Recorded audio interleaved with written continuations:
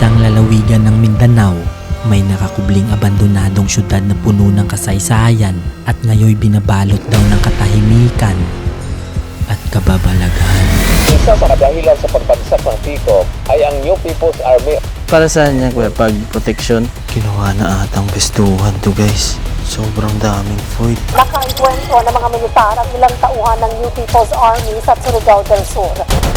Taong 1952 nang sinimulang itayo ang pabrikang ito at naging isa sa pinakamalaki at pinakaunang integrated pulp and paper mill sa buong Southeast Asia. Nakapagpagawa ito ng iba't ibang infrastruktura sa loob ng kanilang area, mga eskwelahan para sa mga anak ng empleyado, mga bahay at mahabang konkretong daanan. Isa ito sa masaganang komunidad sa loob ng syudad, pero dahil sa pagpalit ng liderato sa gobyerno, naging problema ang peace and order dito at mas naging agresibo ang grupo ng mga rebelde na naging resulta ng pagsara ng kumpanya. At dahil matagal na itong abandonado, pinamahaya na daw ito ng iba't ibang klase ng elemento at espiritu.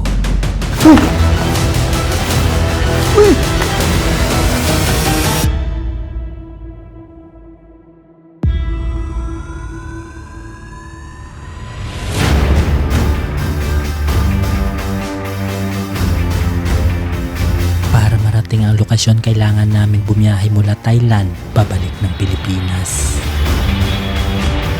Dito kailangan ulit namin bumiyahe ng 1 oras papunta naman sa isla ng Mindanao.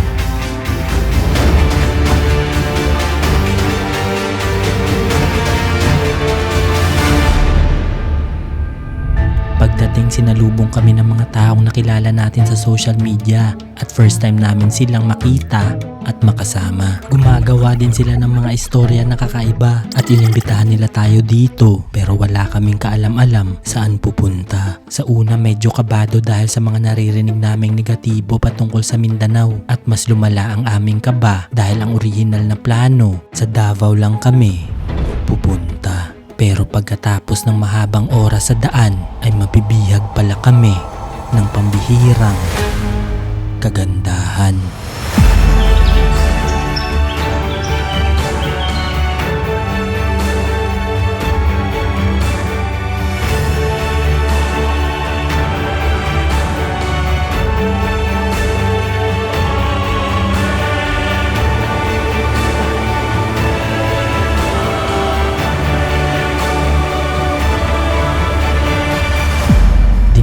Kami sa mga lugar na sobrang ganda, pero kabaliktaran ito kung saan kami sunod na pupunta.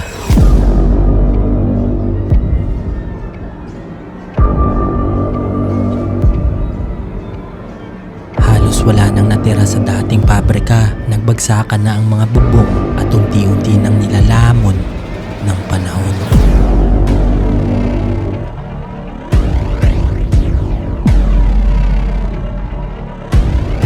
Sira-sira na rin ang mga dating bahay at parang dinaanan ng dilubyo ang ibang establishmento. Pati ang malawak na daanan dati ng mga tao na palibutan na ng mga damo. Pero may naiwang isang gusali na sinasabing meron daw nagmumulto. Kaya nagtanong agad ako para makasigurado kung totoo nga ba ang kwento sa lugar na to. Nakaw ba sa gabi? Oo. Kini siya, mag-CR may dito, sa amin ko, Pans, CR ka? May motobag, mo plus ang pangpangkad dito. Plus yung CR? Oo. Siya pangutan ako kabuntang saya, wa man siya makadto. Pero naay dere may patay ba? Diya sa atbang. Nakigihagbong, ibigikan sa building, taas. Kita agak sa gitoyo. Ito katong gibitay tayo. Dirit-dirit no? Diya sa atbang, sada. Alas 4 sa kadlawon, may nagbitay nga kuhan. Abotong taga punerarya, ilang ginaog, gidala. Naay duha ka tawo gikan diri nga ang punuan di ang gibitayan ginidali nilang tumba. May mga tao daw na pinutol agad ang puno kung saan may binitay dito. At nang papasok na dapat kami, biglang may dumating na mga armado. Oh my God. Para saan yan kuya? Pag protection? Nga naman kuya, nga naman may protection. Basig na yung mga kanay din kay gibantog man din daghay man dito. Armado mga kautan din niya. Musulod. Kaya nag-decide silang pumasok ako mag-isa para may magbantay sa mga gamit na aming dala.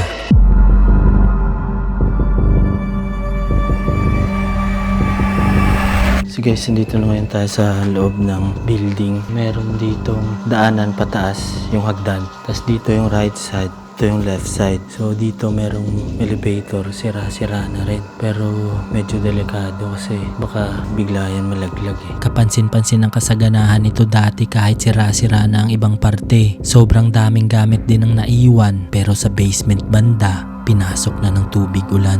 Oh my God, pinasok na siya ng tubig to. Oh my God. Dito sa unang kwarto meron akong nakitang mga dokumento. Sobrang tagal na ng mga drawer na to. Real property tax. Yan o. Pico Bislig. 61,000. Year 2000 guys. Natagpuan ko dito ang malaking vault nila at naiwan dito ang mga bakas ng mga dating ng loob sa lugar na to. Binasag yung bolt nila. Bolt to eh. Yan o. Sobrang tigas. Oh my God. Dito ata tinatago yung mga pera guys. Ito pa yung mga sweldo dati. 1,216. Meron pang bolt dyan o. So feeling ko may pumasok dito tapos may ninakaw siguro dito guys. Kaya si kuya kanina, kung makikita nyo, meron siyang dalang armas. Dito siguro tinatago yung mga kita nila tsaka yung mga sweldo ng mga nagtatrabaho dito. Nilipat na dapat ako sa kabila pero habang naglalakad sa hallway, meron akong nakitang mga bakas ng pulang mantsa. Oh my God. Marka ng kamay. Kulay pula siya guys. Nagpatuloy lang ako at hinayaan lang to at dito sa dulong banda natagpuan ko ang kanilang opisina. Yan makikita nyo dito. Sobrang dami guys. Karton-karton yung mga papel dito. So ito siguro, ito yung office ng nila, ng head nila. Kasi sobrang laki. Tapos merong mga upuan doon, mga boss chair tawag dyan eh. Nakakamangha pero nakakalungkot makita ang mga gamit na natira at bawat sulok dito siguradong may naiwang alaala. At sa kauna-unahang pagkakataon, tayo ang unang makakapagdokumento ng loob nito simula ito'y naging abandonado. Kagi, sobrang daming gamit. Dito meron pa ng mga baraha guys. Nagkalat dito sa lapag. So siguro pag free time nila, naglalaro sila dito. So ito yung mga cabinet nila oh. Puro hardwood. Bukod sa mga cabinet, naiwan din dito ang mga award nila, mga lumang telebisyon, mga libro, telepono, at mga larawan ng mga pamilya ng mga dating empleyado. At dito sa likod banda, meron akong nakitang bakas ng bala. Yan, ito yung office. Oh my God guys, tama ng bala. OMG. At wala akong kaalam-alam na sa likod ko pala merong bakas ng pulang mantsa kung saan tumagos ang bala. Check natin dito sa loob. Tignan natin kung ano meron. Oh my God, para na tong dinaanan ng dilubyo guys. Naghalo na rin ang mga gamit at basura sa opisinang to at nagkalat sa lapag ang mga ginagamit nilang tape dati. System tape. Oo nga no. So ito pa yung mga gamit nila dati. Sobrang luma na talaga. Yung nagkalat dito. So ito siguro yung storage area nila ng mga files. Lilipat na dapat ako nang may bigla na lang. Dito mas malala yung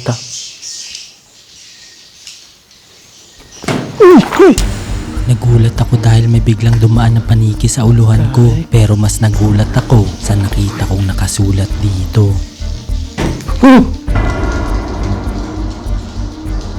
Tiyanggal. Oh my God. Sa point na to nagdalawang isip pa ako kung pagkain o iba ang tinutukoy ng nakasulat sa pisara nila. Kaya dumiretso na lang ako sa kabilang dulo at hinayaan na lang to. Pero lagi akong tinatapik ng mga paniki sa ulo na parang ayaw nila ako dito. At pagdating ko sa kabilang dulo, may natagpuan akong kwarto. Ito, restricted area. Iba't ibang tunog na rin ang naririnig ko dito pero hindi ako sigurado kung ano ito. Kaki, hindi ko alam kung rinig dito pero daming tunog. To restricted area daw to guys. Check natin anong meron dito. Oh my God. Sobrang daming passbook ang naiwan dito at sa palagay ko, ito ang accounting office nila. Savings account nila guys. Yung mga passbook nila nandito pa. Yan o. Pico. Kano yan? 33? Tapos dito pa yung kaha ata to. Sinubukan ko tong buksan para tingnan anong meron sa loob. At pagbukas ko,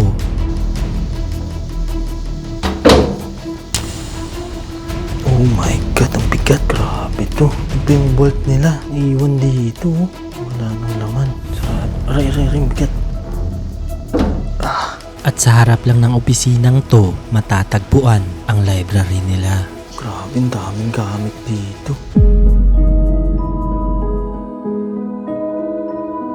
Galing kasi meron silang sariling library. Dito iba't ibang klase ng libro. Mga journal, tsaka mga history guys nandito. Pati ang mga libro ay naiwan na ding abandonado.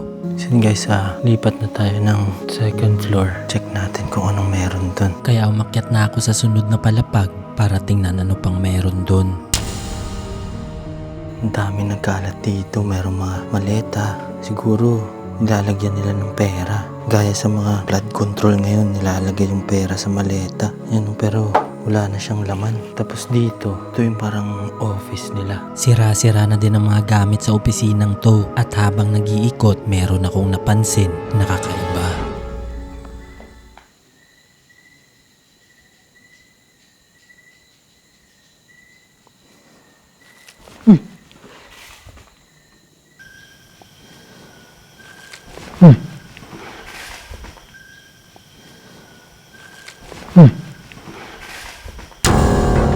Meron akong narinig na parang gumalaw sa kabilang banda.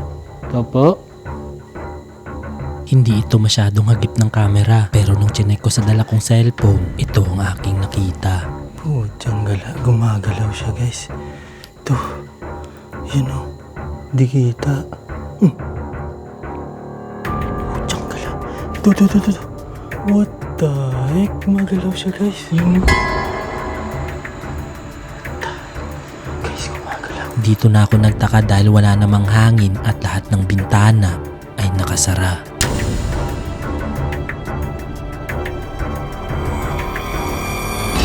Yan guys. Naka-on niya na. Hindi ako sigurado kung ano ito o baka may dagalang na dumaan dito. Kaya chinek ko agad sa EMF kung meron itong masasagap. What the heck? Dito. Oh, shucks. Janggala. Oh. Dito. What the heck? Dito siya guys. Ayan o. Tuloy-tuloy ang palo ng EMF at nang lumapit pa ako, Oh my God. Ayan guys oh. Wala akong hawak or anything. Humipitik lang siya. Ayan oh. kaya nag-decide ako mag-imbestiga kung anong meron dito at hindi ko inaasahan ang aking natagpuan. Ano bang meron dito? Kaging lala. Ayun lang. Di maganda to. May foil guys. Tapos ito, ballpen. Tapos may foil. Oh shucks. May mga nakita kong foil sa lapag. Nung una akala ko konti lang ang aking makikita kaya dire-diretso lang ako sa pag-iikot. May mga foil dito. Shucks. Di maganda to. Pero may nasasagap din yung EMF. Ang daming foil. Dito pa oh. Ba't ibang klase? Tapos dito, ito naman mga ID. Pero bakit mga bata? Mga anak. Mga dependent. Naiwan din dito ang iba pang personal na gamit ng mga empleyado at mga dating larawan ng mga nabuo nilang pagsasamahan. Ang daming palang masasayang alaala dito. Pero wala na guys. Pa yung mga dating nagtatrabaho dito guys oh. So iba na ata kumukuta dito. Pero hindi pa rin mawala sa isip ko yung mga foil. Oh my God, dito meron din. Yan oh, may mga foil sa baba. Shucks, pati yung lagayan ng plastic. Ito may mga files pa dito. October hanggang December. Pero 1963. At sa likod lang ng mga papeles na to, mas marami pa palang foil ang nakakalat dito. Ayun lang. Kinuha na atang pestuhan to guys. Sobrang daming foil. Foil. Sobrang dami nito at siguradong hindi lang isang tao ang pumasok dito. At malamang konektado ito sa nakasulat kanina sa baba. What the heck?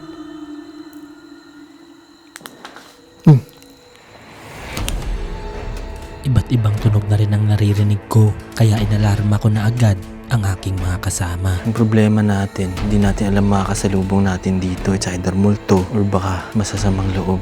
Kailangan ko maghanap ng backup dito. Time check, oras ngayon, 12:33 na ng hating gabi. Diretsoin na natin ng 3rd floor. Tapos try natin mag-investigate dito. Tapos alis na tayo kasi baka maabutan tayo ng masasamang loob dito.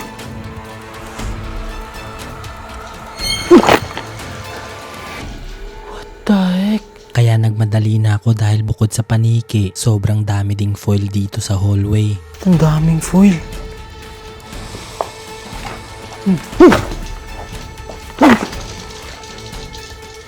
Diyan gala. At pagdating sa 3rd floor, ito ang tumambad sa akin.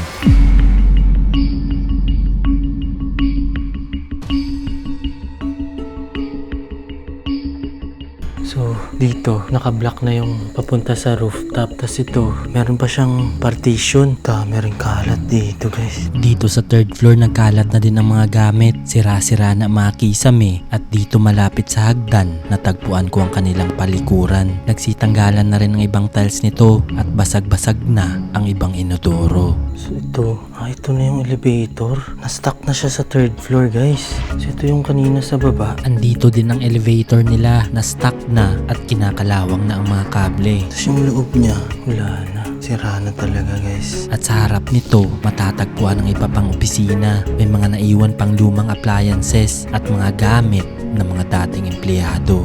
May mga ref, initan ng tubig, mga damit ng mga dating nagtatrabaho dito, pati ang mga blueprint nila, hindi rin nakaligtas sa pag-abandona. Dito pa yung mga blueprint nila. Ang dami nito. Grabe, iniwan na lang dito, guys. Tapos sobrang luma na. Sobrang tagal na nito. Ba't ibang klaseng blueprint? At mahahalata mo sa itsura na sobrang tagal na itong inabandona dahil pati mga disenyo ng mga produkto, lumang-luma na talaga. Sobrang tagal na kasi pati yung coffee mate nila o yung logo, sobrang luma na nito. Yan pa yung mga gamit ng mga lola natin, guys. Kaya bumaba na agad ako at tinawag ang aking mga kasama para masimulan ang pag-imbestiga. At meron siyang dalang equipment na ginagamit nila ng mga kasama niya sa pag-investigate sa mga abandonadong lugar sa US. Anong ginagawa nito? Bali, nasasagap niya yung parang sensitive siya sa sounds. May mga frequency na masasagap. Sa US kasi madami akong kilala na Mga Pinoy din gumagamit? Pinoy, Amerikano na nagtitrip lang mag-go something. Yan yung ni-recommend nila, tested and proven.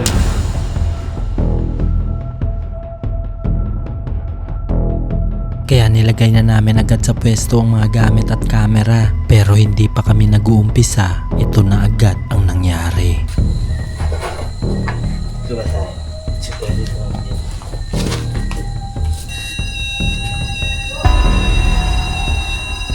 Dito tayo next time. Biglang may nasagap ang REM pad. Hindi guys sila kaming hawak or anything. Si ma'am. Ilang beses niya ito pinatunog, kaya nagsimula na agad kami magtanong. Kung meron kaming kasama dito, pwede nyo pong patunugin yung mga gamit. Kahit isa lang po. Hindi ito sumagot ng tinanong ko, pero nang sinubukan namin sa kanilang lengguwahe, ito ang nangyari. Try mo translate please. Kung naa may kauban diri, pwede ninyo patingugon ng mga... Sumagot ito gamit ang tatsulok, kaya nagpatuloy lang kami sa pagtatanong. Pwede ba namin malaman kung ilan kayo dito?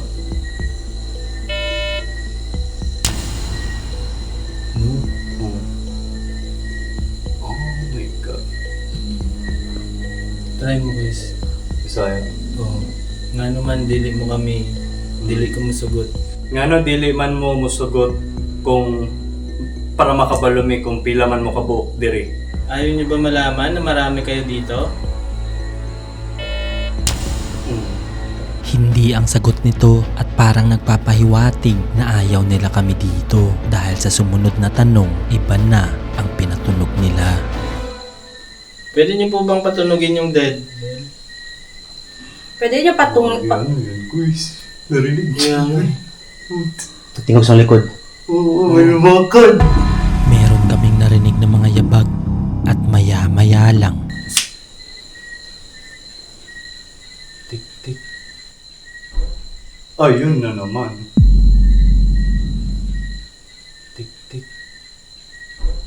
Ayun na naman. Tik-tik. Ayun na naman. Hindi lang ito isang beses at sa pagkakataong ito, hindi lang ako ang naka-experience nito, kundi pati ang mga kasama nating mga subscribers na andito mismo. Pero kumpante ako sa investigasyon na to dahil isang hukbong impapawid ng Estados Unidos ang isa sa kasama ko. Narinig niyo yung creak-creak? Parang may nagbukas ng pinto. May nag-freak. Gagi, tindig balahid mo ko lang dyan. Lala guys, medyo mabigat yung ano dito. Kayo po ba yung namamahay dito? Kamu to nagpuyo dire. Hindi. So meaning, tama yung sinabi ng caretaker na may nakatira nga sa puno. Oh. Mas lalo kaming kinilabutan dahil ang sabi ng mga taga dito, hindi lang espiritu ang naninirahan sa lugar na to dahil napapalibutan ito ng mga malalaking puno na pinaniniwala ang bahay ng mga elemento. So pwede ba namin malaman kung espiritu kayo o elemento? Pwede ba may makabalo kung espiritu mo o elemento? Kung espiritu, patunugin niyo yung bell ng isang beses, kung elemento, 2. Elemento po ba kayo? Pwede niyo po bang patunugin? Kahit isa sa gadgets namin para malaman lang namin kung elemento kayo o espiritu. Mas lalong dumadami ang mga tunog na naririnig namin pero hindi na nila pinapatunog ang mga equipments. Pero nang sinubukan namin palitan ng ilaw, ito ang nangyari. Meron po ba kaming kasamang espiritu o elemento dito?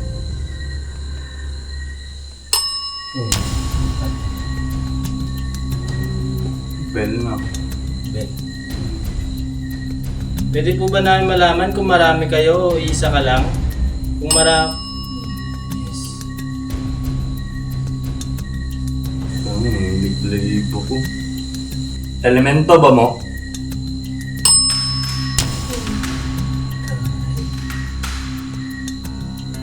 Gagi, dati di ako naniniwala ng ganun. Wala ibutin mo. Narinig niyo yan? Oo. Parang may gumagalaw. Mas lalong naging active ang mga tunog sa paligid pati na rin ang mga gamit. Ibig sabihin, papalapit na sila sa amin. Pwede mo bang patunugin ng isang beses kung elemento ka? Kung espiritu, 2 beses.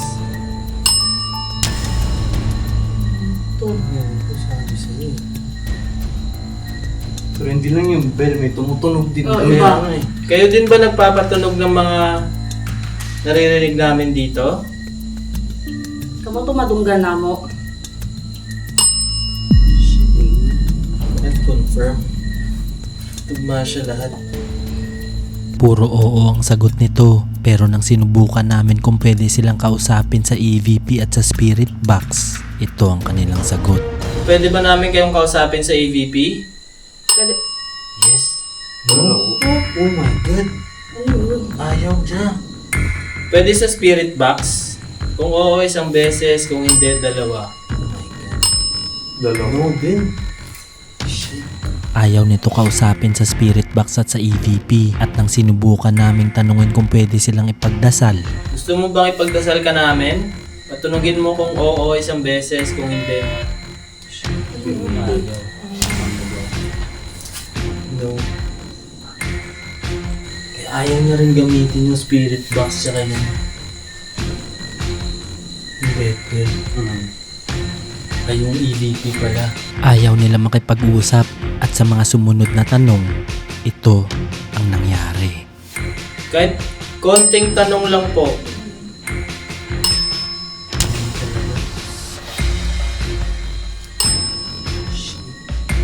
Ayaw niyo talaga.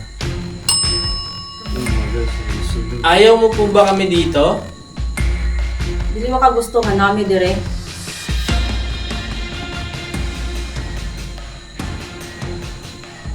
Gusto mo po ba kami... Yun, Oo. kasabay ng nagumalaw. Ano ba? Ayaw tayo dito. Basta tayo? Ano? Ha? Yes.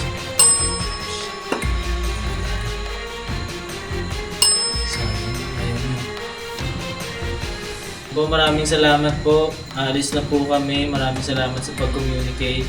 Salamat kaayo, mahawa na may salamat sa pagpakommunicate. Oh, nag-grievous. Kaya nag-decide na akong tapusin ang pag-imbestiga dahil baka pag pinagpatuloy pa namin, malalagay sa alanganin ang isa sa amin. This year, I'm trying to reach 1 million subscribers. At kung nakasubscribe ka, ikaw na ang susunod kong isasama.